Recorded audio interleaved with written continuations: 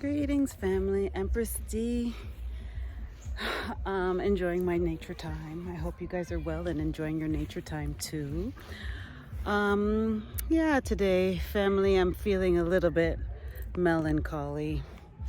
I just, so one thing is, I'm at the time where I know for a fact that my nature friends usually come to nature. It's an elderly couple.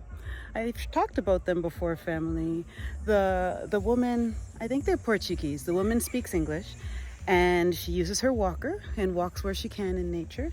And her husband has clearly had a stroke. He's got one side affected, uses his cane, and he walks in nature. And I would see them all the time. I met them first in 2021 and I've been seeing them consistently throughout the years in this nature space that we both frequent. And of course, the woman speaks English. The husband does not, but he hails me up and we say hi and we communicate how we can. But of course, the wife and I can speak. And we always talk about, and she always shares how much she loves nature and she tries to tell her children and nobody listens, and how coming out here every day is so therapeutic. If you know, you know, right? They do it, so they know it, and I know it, and so we often spoke about it. Family, it's been maybe 2 months and I haven't seen them here in nature. And I'm here today specifically at the time that they normally come, right? And I don't see them. And I haven't seen them for a couple of months now. Which makes me think that, the wife was the one that did the driving. That something has happened, and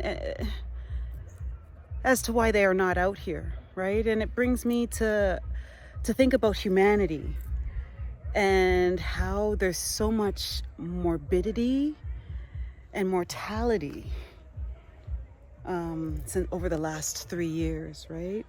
So morbidity is of course people being sick, ill, maimed, right? Not their healthy, normal selves, right? I when I go about my days, I see so many younger people in motorized wheelchairs and, with limps and people just generally don't look well, and we all know somebody who in the last 3 years has been diagnosed with cancer, right?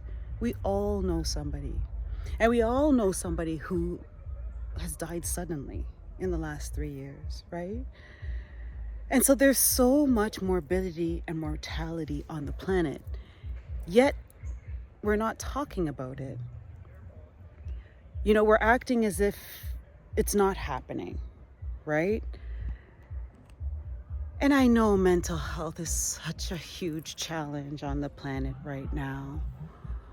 Oh my goodness. And I can only imagine all the different reasons as to why, right?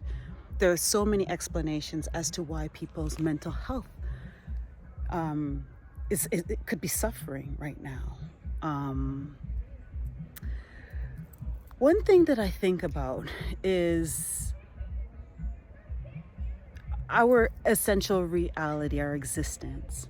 So when we think about it, over the last 4 years, we've gone through something. This pandemic thing was a big thing, right?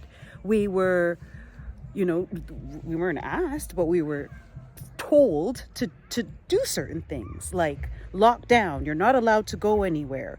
You can only be around 5 people. You have to stay at 6-meter distance from each other, or 6 foot distance, 2-meter distance from each other, a 6-foot distance. You are not allowed to go to see your grandma in the nursing home if you don't have a vaccine. You must take a vaccine to keep your job. You must wear a mask. Like we've been told what to do, and if we didn't do what we were told, we were punished. Globally, that's what we've been through. And that's quite traumatic, right? And over time, it has come out that the 2-meter or 6-foot distance thing really was just a thing they were trying. It wasn't really based on science. It's also come out, with a lot of time for research, that the masking doesn't actually help prevent transmission of a respiratory virus. It's also come out that the injections have caused some problems, right?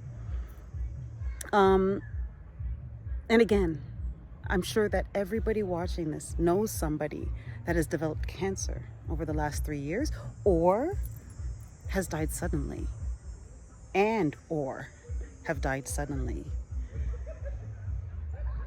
So something is really wrong, right?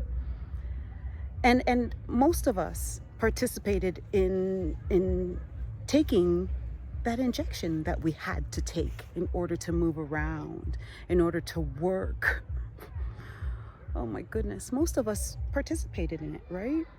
And so now that we are learning more information about it, it has to play on our minds as to, oh my goodness, am I okay? You know, after taking this thing. But then again, a lot of us just don't even think about it because thinking about it is too painful. So think about it, family. We've obviously been traumatized mentally with all that we've gone through.